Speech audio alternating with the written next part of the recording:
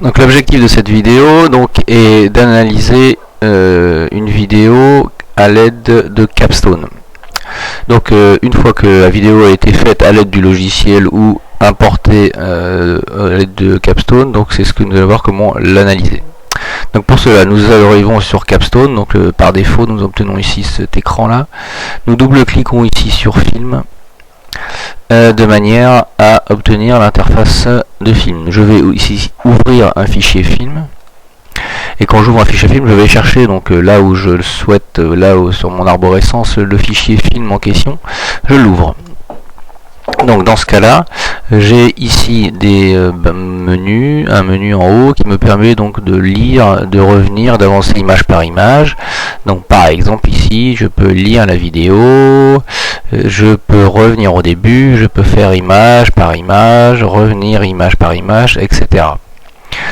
Je peux ensuite donc passer en mode analyse vidéo. Donc je clique sur ce pour passer dans ce mode analyse vidéo. Donc comme toute vidéo, il faut donc utiliser un repère ici que je peux positionner où je le souhaite. Et enfin ces deux points là que nous avons déjà vu dans une vidéo précédente qui va nous servir à faire l'échelle. Donc ici on voit que la barre à côté du moteur est indiquée à 1,85 m. C'est pourquoi nous allons donc prendre chacune des extrémités de cette barre, les mettre de en haut et en bas, et clic droit en bas ici de là où il y a le chiffre, dans propriétés, outils d'étalonnage. Donc là, au lieu de mettre 1 mètre, je mets 1,85 mètres. Il m'indique maintenant, quand je clique sur OK, la bonne valeur. Donc là maintenant, les grandeurs issues de l'analyse de la vidéo seront bien à la bonne échelle. Donc nous allons pointer nous allons chercher donc par exemple la première image qui va nous permettre ici de pointer donc la balle qui ne touche plus la main. Donc j'avance image par image la vidéo.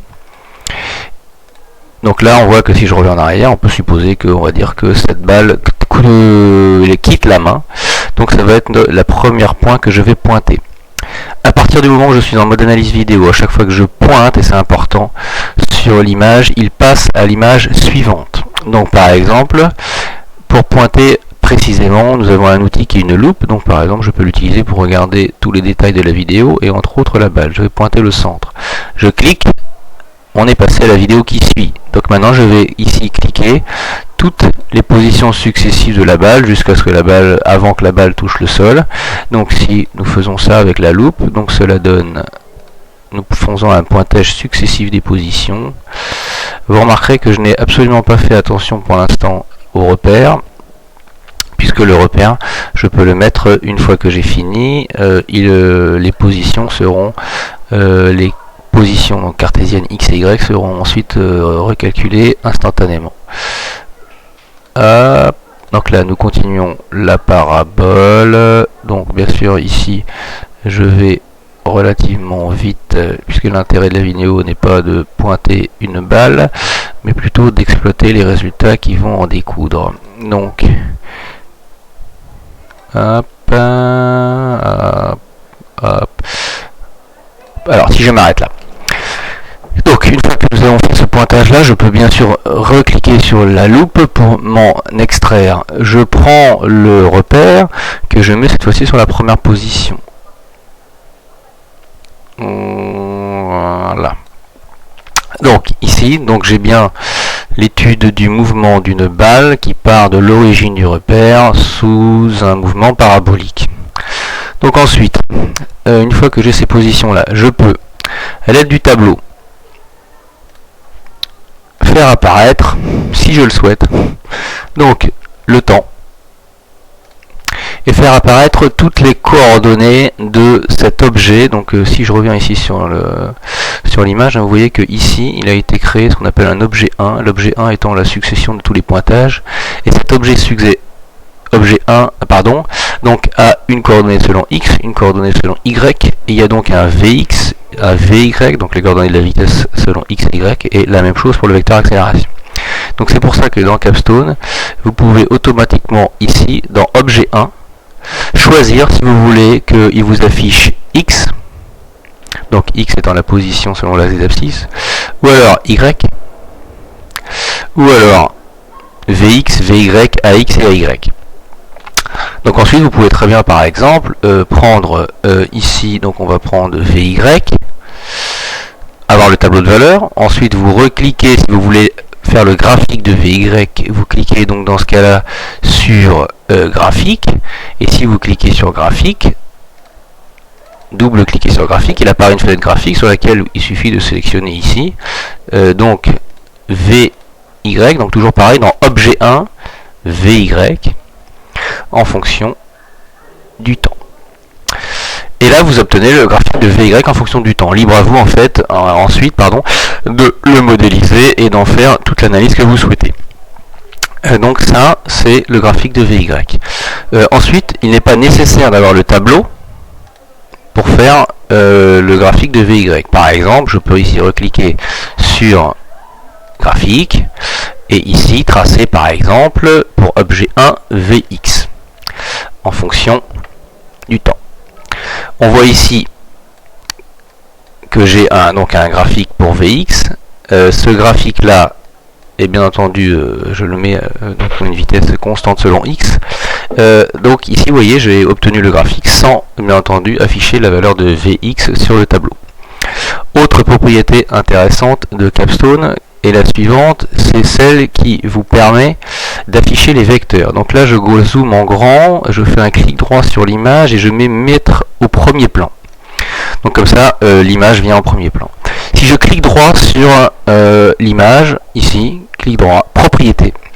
Il y a un outil très intéressant en terminal S, notamment sur les vecteurs et différents mouvements, qui est apparition des objets et vecteurs.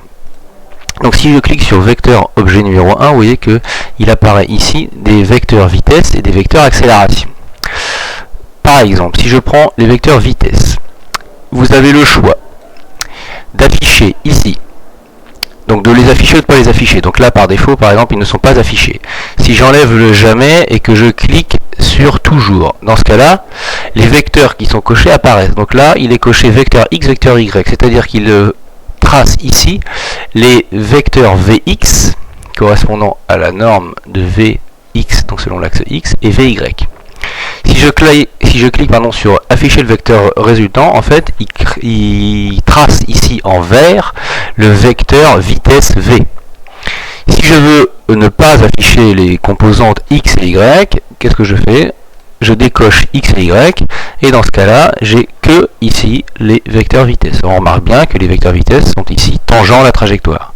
Si jamais les vecteurs vitesse sont trop grands ou trop petits, il y a un zoom qui nous permet d'ajuster.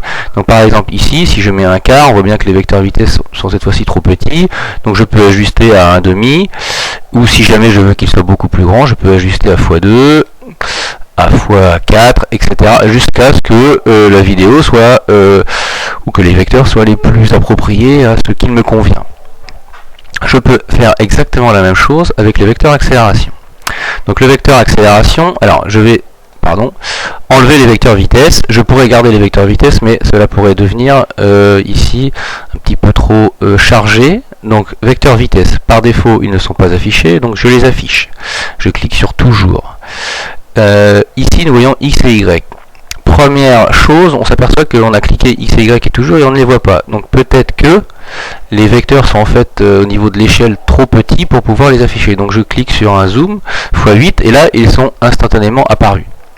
Donc ça c'est aussi une chose, ne pas avoir peur. Si nous n'avons pas de vecteur vitesse, c'est certainement que le zoom n'est pas adapté à nos valeurs. Donc si je veux tracer que le vecteur accélération, ici, donc nous voyons bien ici que j'ai tracé en bleu que le vecteur accélération A. Je n'ai pas tracé AX, je n'ai pas tracé AY. Et qu'est-ce qu'on observe là? On observe bien que les vecteurs sont sensiblement orientés vers le bas, comme nous le démontrons en terminale S. Ensuite, il y a encore d'autres outils dont je vous laisserai. Donc, on peut jouer sur les couleurs, on peut jouer sur les outils d'étalonnage, on peut jouer sur plein de choses. Si on veut afficher donc le vecteur vitesse et le vecteur accélération, rien de plus simple. Je clique sur toujours et donc dans ce cas-là, ici, j'ai en vert le vecteur vitesse et en bleu le vecteur accélération. Et encore une fois, cette image peut être très intéressante à imprimer, c'est pourquoi on peut appuyer sur la petite photo et ensuite l'imprimer. Cela fait une très belle figure de course sur les propriétés du vecteur vitesse et du vecteur accélération.